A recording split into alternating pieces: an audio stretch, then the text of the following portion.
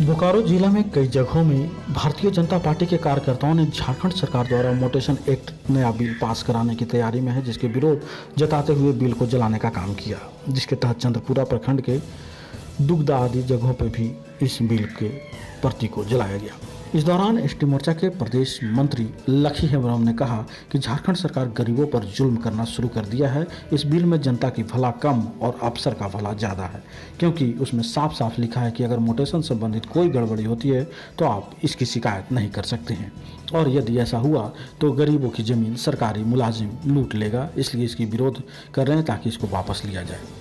वहीं चंद्रपुरा प्रखंड के उप प्रमुख अनिल कुमार महतो ने कहा कि झारखंड म्यूटेशन एक्ट बिल ला रहा है जो 2020, जिसमें चैप्टर 9 के आर्टिकल 22 में एक खतरनाक बात लिखी गई है कि म्यूटेशन में किसी प्रकार की गड़बड़ी होती है तो आप न क्रिमिनल केस न अन्य प्रकार की कोर्ट के विरोध कर सकते हैं। इसमें अधिकारी जिसकी ज़मीन उसमें उसके नाम कर सकता है। हम अपना हक के लिए विरोध भी नहीं कर सकते। हम सारे पॉइंट सही मानते हैं, पर आर्टिकल 22 का विरोध करते हैं और करते रहेंगे। यह सड़क से संसद तक चलेगा।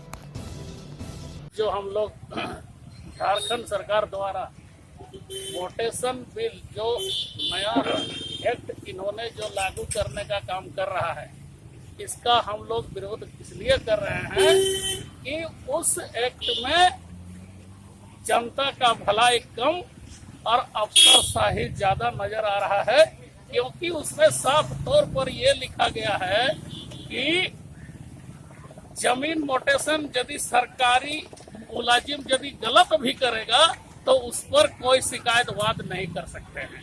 सेशन में झारखंड लैंड म्यूटेशन बिल 2020 ला रही है। उस पर चैप्टर 9 का आर्टिकल 22 में एक बहुत खतरनाक प्रावधान डाला गया है, protection of revenue department officers.